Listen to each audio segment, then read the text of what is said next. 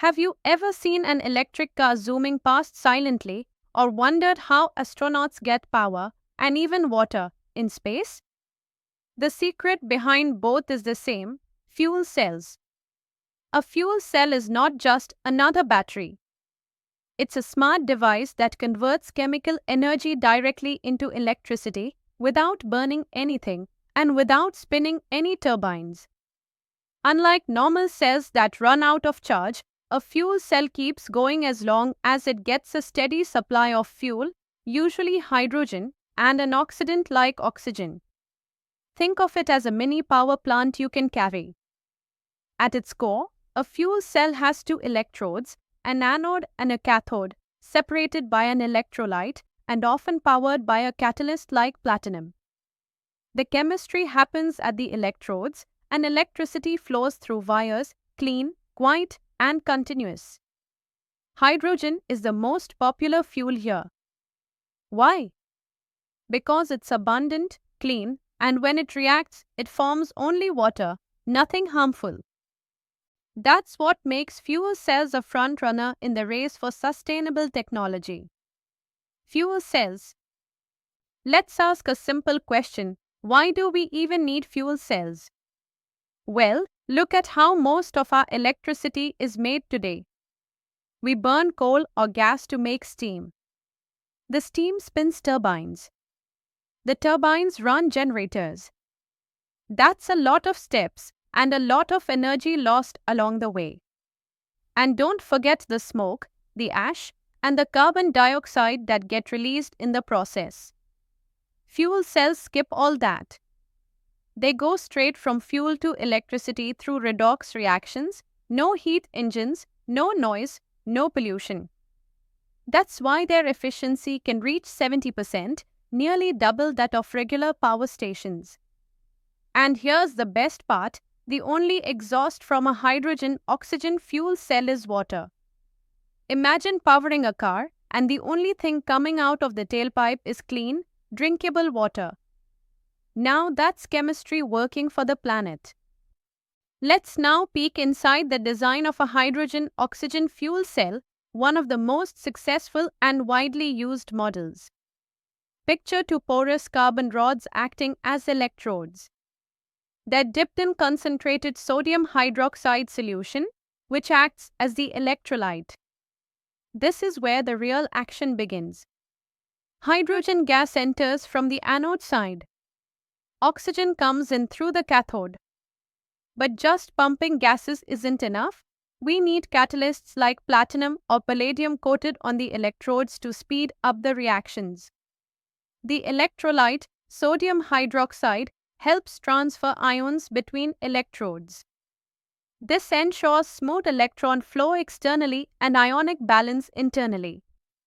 On your screen, you can see a diagram showing how gases flow in, where reactions happen, and how electricity is generated and collected. This simple setup powers some of the most advanced technology we use today. Now let's decode the chemistry behind this incredible system. At the anode, hydrogen gas reacts with hydroxide ions. This forms water and releases electrons.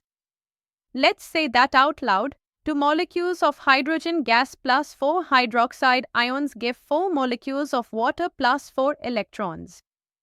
These electrons don't stay put, they travel through an external wire to the cathode. That's the electric current you can use to run a fan, a phone, or even a car. At the cathode, oxygen gas meets those electrons and reacts with water to form hydroxide ions. 1 molecule of oxygen gas plus 2 molecules of water plus 4 electrons give 4 hydroxide ions. Put it all together, and what do we get?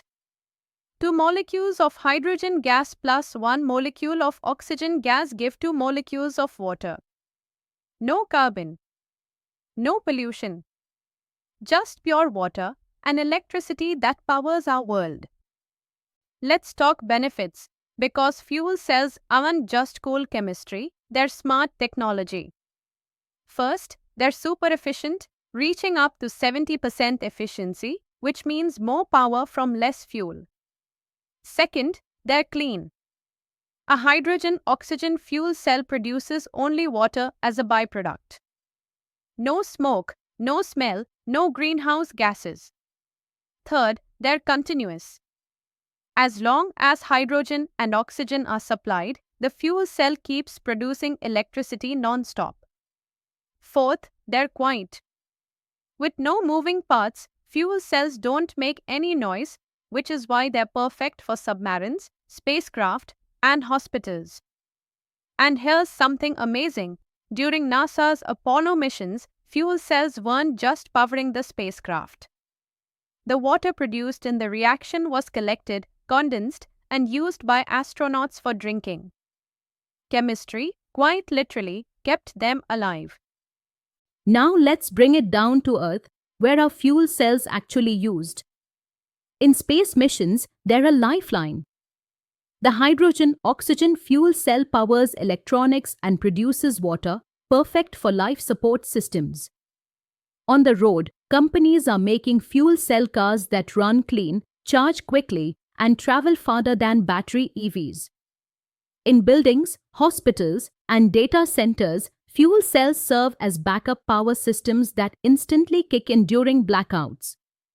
And in remote villages, where electricity is scarce, fuel cells are being used as dependable off-grid power sources, bringing light and connection where it's needed most. Even in defense, fuel cells are used in submarines and field equipment, where silence, reliability, and portability are mission-critical. From space to your city, fuel cells are proving they belong everywhere. Let's wrap up this journey with a quick recap.